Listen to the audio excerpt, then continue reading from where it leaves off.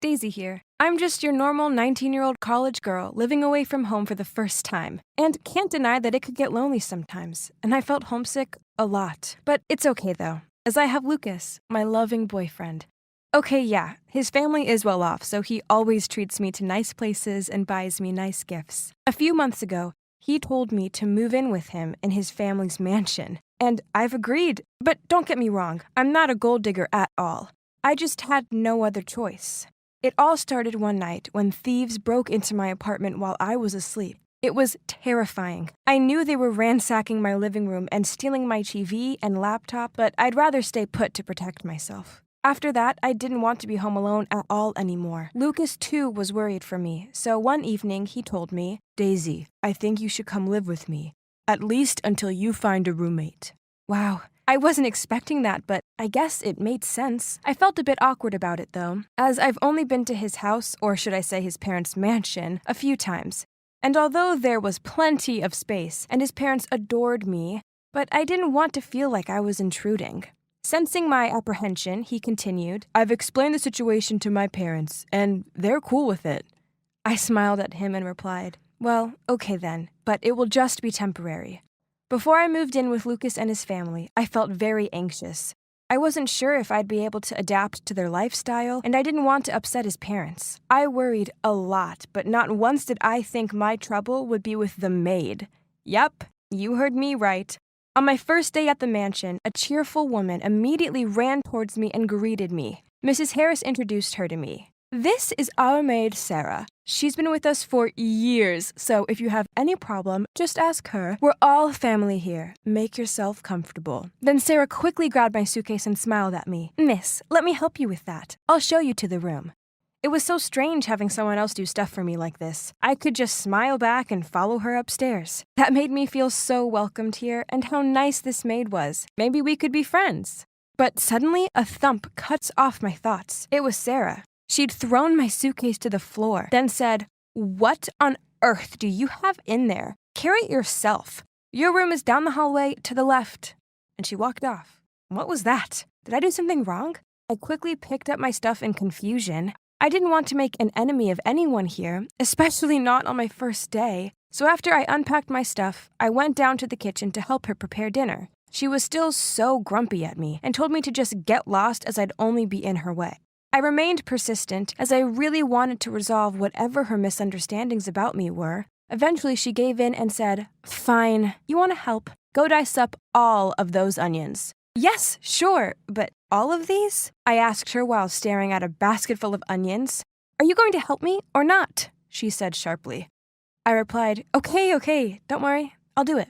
I tried starting up a convo with her, but she just rolled her eyes at me. Meanwhile, the onions were giving me hell. My eyes were burning and tears were streaming out. Ouch!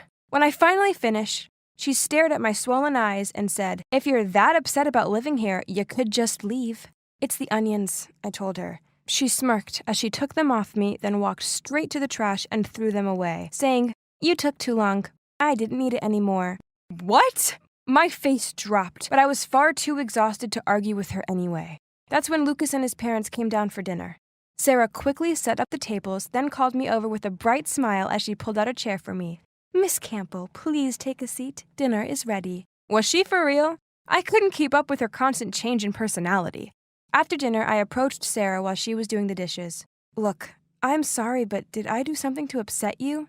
"Yes, you sure did. You waltz around like you own the place, but you're nothing more than a parasite. And I won't let you worm your way into my home." Before I had time to process her words, she grabbed an expensive-looking marble plate and smirked at me as she dropped it onto the ground. Then, with a piece of broken plate, she quickly slit her hand and yelled out loud, "Miss, I'm so sorry for vexing you, but you shouldn't have broken this. It's Mr. Harris's favorite plate." Hearing the crashing sound, everyone quickly gathered in the kitchen and stared at me for answers. I immediately explained, "No, it's not like that." But Mrs. Harris said, "It's okay. Let's help Sarah first." Then she led her off to get the first aid kit. I grabbed Lucas's arm. "Babe, I really didn't do that." He reassured me with a smile.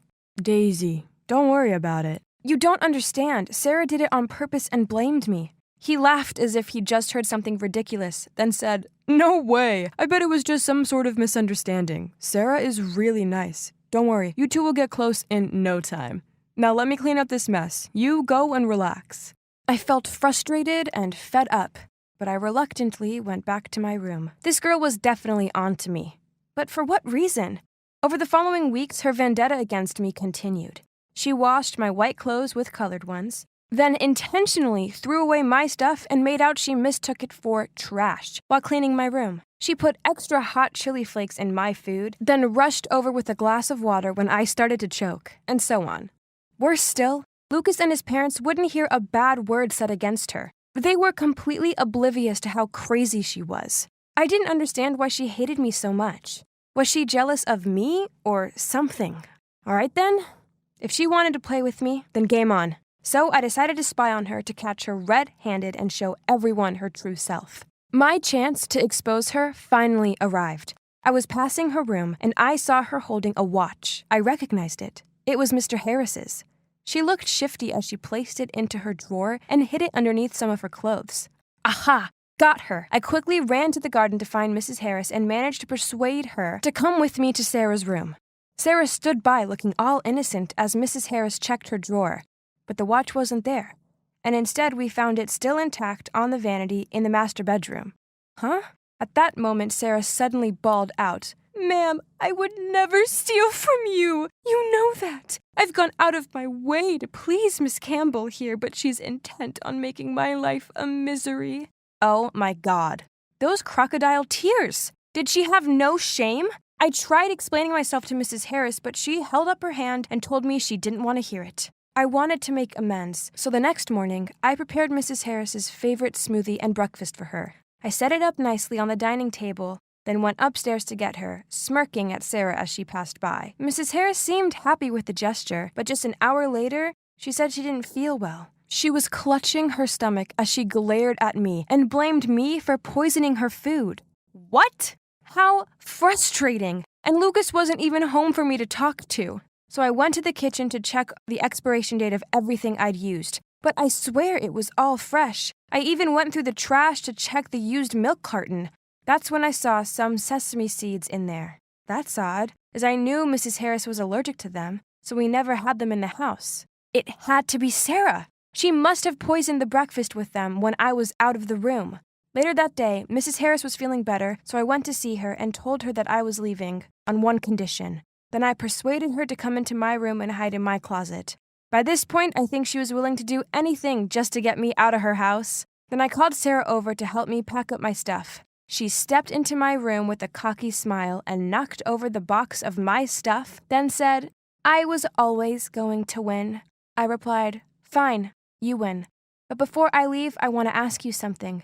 You put sesame seeds in the breakfast I made for Mrs. Harris, didn't you?" Sarah looked around to check no one else was about before she grinned at me and said, "Yes, it was me, all me. While you were sucking up to Mrs. Harris, I ground some up and mixed them into the disgusting smoothie you made. Oh, I also pretended to steal the watch because I knew you were spying on me. Geez, you made it so easy."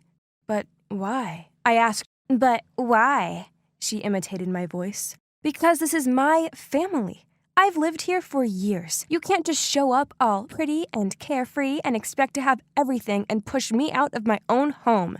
I never wanted to push you out. All I wanted was to be your friend." As if.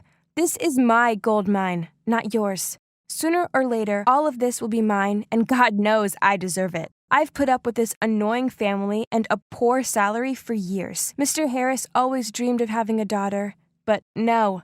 He's stuck with that dumb son of his. It's only a matter of time until he realizes I can be the daughter he longed for. Or, now that you won't be around, it'll be easy for me to trap Lucas by having his baby. Either way, the winner is always me.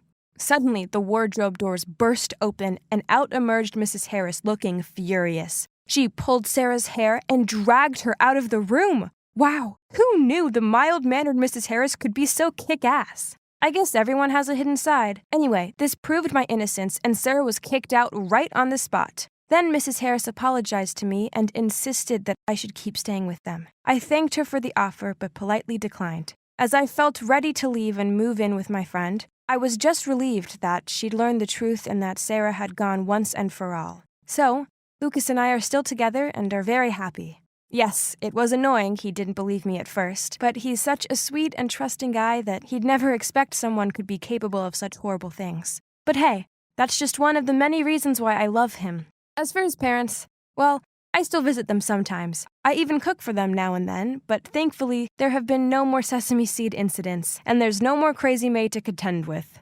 Phew!